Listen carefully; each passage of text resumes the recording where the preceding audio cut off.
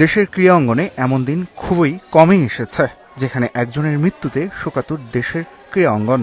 সাবেক প্রধানমন্ত্রী খালেদা জিয়ার মৃত্যুতে শোক জানিয়েছে ফুটবল ফেডারেশন থেকে শুরু করে ক্রিকেট বোর্ড ও অন্যান্য সব ক্রীড়া সংস্থা।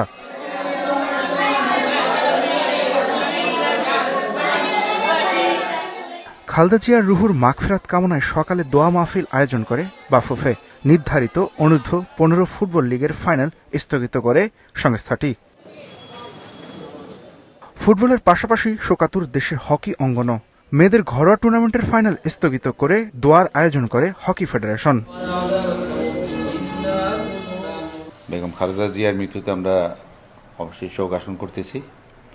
আমাদের প্রোগ্রাম অনুযায়ী আগামীকাল আমাদের ফাইনাল ছিল, যেহেতু এটা একটা শোক দিবস হিসেবে ঘোষণা করা হয়েছে এবং সরকারি ছুটি দেওয়া হয়েছে, আমরা আগামীকালে খেলাকে পোস্টপোন করে দিয়েছি।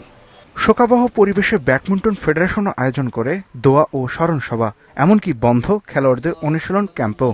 আল্লাহ জননেত্রী বেগম খালেদা জিয়া আজ সকালে ইন্তেকাল করেছেন। রব্বুল আলামিন ওনার ভুল ত্রুটি আপনি নিজ গুণে ক্ষমা করিয়া দিন। ভলিবল ফেডারেশনের কর্মকর্তারা বেগম জিয়ার মৃত্যুতে শোক জানাতে গিয়েছিলেন রাজধানীর এভার কেয়ার হাসপাতালে। আমরা শোকে মজ্জমান। আমরা আমাদের আজকে খেলাকে স্থগিত ঘোষণা করেছি।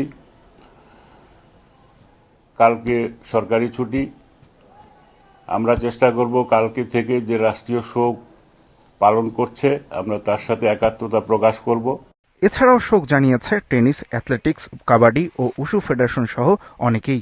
খেলাধুলায় যেখানে আনন্দ উচ্ছ্বাস নিত্যসঙ্গী, সেখানে আজ নেমে এসেছে নীরবতা।